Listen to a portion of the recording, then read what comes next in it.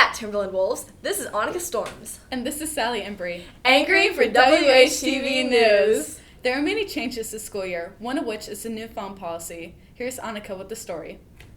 A new phone policy has been implemented for Timberland High School's 2023-2024 school year. Phones are not permitted with the new school district policy, only before and after school, during passing periods, and lunch. Disciplinary matters range from detentions to in-school suspension.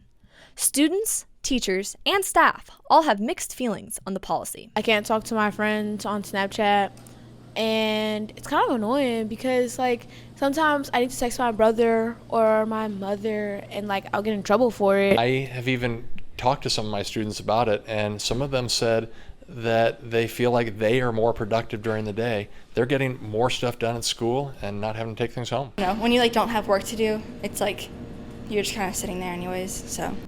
On the CDC website, according to the Kaiser Family Foundation, kids ages 8 through 18 spend a whopping 7.5 hours in front of a screen for entertainment each day. I think we're going to see a lot of kids do a lot better. A lot more kids pass that would have maybe failed because teachers are already telling me that kids are turning in more work than they ever have before and have less missing assignments. It really helps you avoid a lot of stress when it comes to overloading academics. It helps to have the ability to get your work done when you're supposed to do it. Whether you like it or not, the new cell phone policy is here to stay, at least for the 2023-2024 school year. Now, back to the studio. Returning for the second year, Den Time is Timberland's hour-long lunches. During Den Time, I attend a variety of clubs throughout the week. I enjoy attending Writers Club. Here's more about Den Time with the story by Jolie. Den Time was started last year as something different for the new school lunch time. Currently, we have an hour lunch where students can easily join clubs, spend much more time on their educations by visiting teachers during office hours, and students can also go to the counselor, the library, and hang out with their friends. Now, let's go hear the opinions of what people do during Den Time. We have so many clubs. Every day there's probably 3 or 4 clubs you can attend, and those are all posted on the TVs. We also have basketball in the big gym, volleyball in the small. There's study hall sessions. You can go to teachers. Just a whole bunch of activities for students to participate in. I get to hang out with friends and be more social, and then I like to play volleyball or something in the gym every once in a while, and it's a good time to get homework done so that I have more time to play my sports after school. I get to see my friends because most of the time I don't have classes with my friends. So it's an excuse to go hang out with my friends, and we can do whatever we want during Den Time as long as we're clean, not, throwing away our trash and stuff. Being able to talk to my friends and just having free reign, I can read, I can talk, I can work on stuff. It's nice. It gives me time to work on homework, and it talk to my friends that I don't have classes with, because some of my friends I just never see during the day unless it's at Den Time. So enjoy it. It's an easy way for me to exit all my energy from sitting all day, and I get to talk to friends, eat lunch, do homework every now and then when I need it. A free period to do whatever, and sometimes I can study before classes if I have a test. The library is now open for students to go in, eat, hang out, and read books. So right now during Den Time, we've got students who come in. They're allowed to eat in here. They check out library books. They work on homework. They use our think tank to work on group projects. Since Principal Emily Haynes has mentioned many times about the trash situation. Trash is a big deal during Den Time, where kids leave their trash and not put their trash away. She has said that they will shut it down if it does not improve. Well, I clean up everywhere. Even if it's not my stuff, I'm cleaning up after other people if they're just leaving stuff behind, because I want my Den Time. I want my improv club, So we clean up after everybody because we're all here together as a group. We're a school. Clean up my trash. My table has a tray trash where we put all of our trash on a tray, and then we throw away that tray. Really clean up, help the community a lot, talk to everyone, really enjoy the space around us, and really respect the teachers, and don't start arguments and fights, and come up if anything comes around. Assistant Principal Emily Haynes has mentioned that students can be in the cafeteria, downstairs A and B hallway, the track, the field, the big gym, small gym, and the library during Den Time, but students cannot be in the upstairs A and B hallway. Wow, that is really a reminder to act good during lunch. Speaking of good acting, Timberland's fall theater performance is coming up. Take a peek into the production with Danny. Timberland High School is bringing their iteration of the play, Clue, to the big stage with their new tech director, Summer Williams. The crew is preparing by constructing the set, building the props, and designing costumes. Students involved with the tech crew work after school in theater teacher Corey Mays' room and studio from 2:30 to 4:30 on weekdays, according to Williams. And it flies by, so it's like it's 15 minutes instead of 2 hours. According to Mays, the tech crew has between 30 and 40 members working on this production. They work just as hard as the actors, and I think people don't see that a lot. Like, if an actor's on stage, they're there because of the crew. The set wouldn't be there, the costumes wouldn't be there, the makeup wouldn't be there, the lighting wouldn't be there, the props wouldn't be there. The show wouldn't be there if it wasn't for the crew. So they put a lot of hard work into it and a lot of hours into it, but then it just makes the production even better, and then they get a lot more out of it. Around 1,300 to 1,400 attendees were at last year's Little Mermaid production, according to Mays. I would love if we could have, 900, 1,000 people in the audience for all three performances. That would be great. It's going to be so entertaining, and I'm just so excited for it. Clue will be showing at November 16th through 18th at the Carl Reininger Theater at Timberland. Tickets are available for purchase now for $6 for students and staff and $8 for general admission. If WSD teachers want to attend for free, they can contact Mrs. Mays on email. Clue, one of the most iconic games to date, wrapped into a spiffy theater performance, sounds too good to be true. I am awful at the game. I bet their performance will be better than mine whenever I play. Soon, we'll be hearing about some of the new teachers and administrators, but first, a brief commercial break. According to the Timberland High School parking application, driving to school and parking on school lots is a privilege.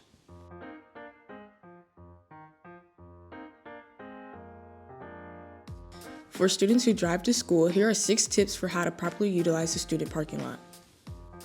Tip 1. Only park in student parking spots and not in staff parking.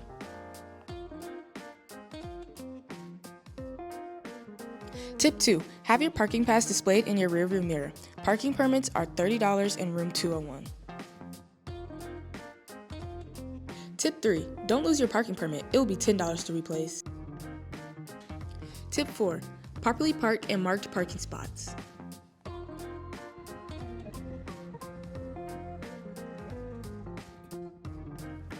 Tip 5. Lock your cars. Timberland High School and Woodsville School District will not be liable for your stolen items.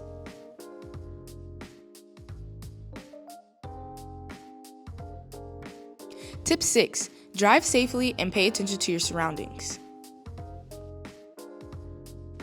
According to the Woodsville School District parking application, failure to follow some of these tips can result in detention, suspension, or your parking privileges being taken away, and there will be no refund of parking permits taken away. My parking was so good the other day that someone left a note on my windshield that said, "Parking fine." I don't think, never mind. Next up, Aiden is going to tell us more about the new Spanish teacher, Meg Gordon.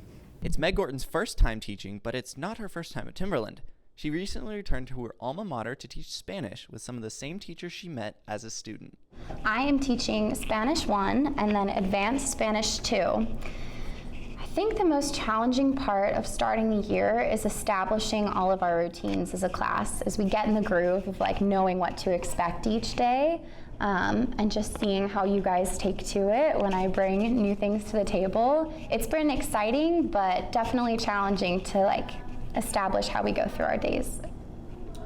Gordon is currently teaching roughly 75 Spanish 1 students and 70 Spanish 2 students. She's really passionate. I don't know how to explain it, but she always has a story, or she's always explaining from personal lives or what she's heard. She's really into her class. She's never just you do on your own. She's always trying to help you. Gordon studied Spanish at Timberland for 3 years under Emily Torres, whom she is now working with as a colleague. In my class, when Miss Gordon was my student, she was truly one of the very best students that I had. She is one of the very best students that I ever had. in all of my years of teaching. She always came in ready to do the activity and to participate, and she would help the other kids in her class and work well with them. Gorton received the Seal of Biliteracy, as well as being distinguished in the Spanish language. So Spanish has always been a really big part of my history and culture as a person. My grandmother on my dad's side, she's Chicana, that means Mexican American. So I've been speaking Spanish since I was little, mostly food words because we'd cook together.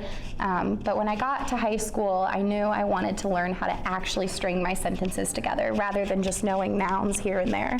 And it just spiraled into a passion. I couldn't stop. I love being able to learn language and how it works in my brain and how it feels to be able to connect with new people in different areas of the world and of my life. So it's been fantastic, and it's so rewarding now to teach it to other people. I'm hoping you guys have as much fun with it as I do. Gorton says she wants her classroom to be a positive place where students can come every day and feel supported in any area they need. This is Aiden Storms reporting. Back to the studio. Speaking of Spanish teachers, let's go to Sally with a story on her newest assistant principal. For 3 years, Assistant Principal Jordan Steffen was one of the Spanish teachers here at THS. Over the summer, he moved from teacher to assistant principal with a new job starting on July 1. So I always really enjoyed teaching Spanish. That was kind of my first love. And just interacting with all the kids, seeing them grow in just their education and in the whole school, but also Spanish as well. And then I would say kind of transitioning into administration has been really interesting because I can see the school from a different perspective, but I can still help students, and so just kind of helping them in a different way. It's been a good transition. I've enjoyed it. So far, my most rewarding part would be, I've gotten to come back this year and see former students of mine and I just ask them, how their day's going, and to be able to kind of see those students from the perspective of a principal. Steffen's specific student selection is students with a last name R through Z. Not only does his job work with discipline issues, he also forms relationships with the student section.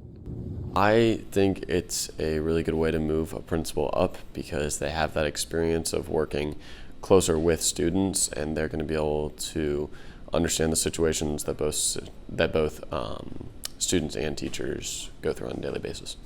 He is very good at creating personal relationships with students. Being an assistant principal comes with new challenges, such as not being able to form bonds with students as easily. Oh, it's very different than teaching. One of the challenges is just the fact that you're not in the classroom with your students, and that relationship that you have with your students, because you see them every day and you build relationships with them. It's different as an assistant principal because you don't have a set group of students in your classroom every day. And it's a little more challenging to build real close relationships as an assistant principal versus a teacher. It seems like he's excited for the new challenge, and so that enthusiasm rubs off on people like me. Steffen's office is located inside the main office. He helps the students with the last name R through Z. Steffen said as assistant principal, he helps to connect with all students and create an approachable environment. I'm Sally Embry, reporting for WHTV. Now back to the studio. Now for our sports segment.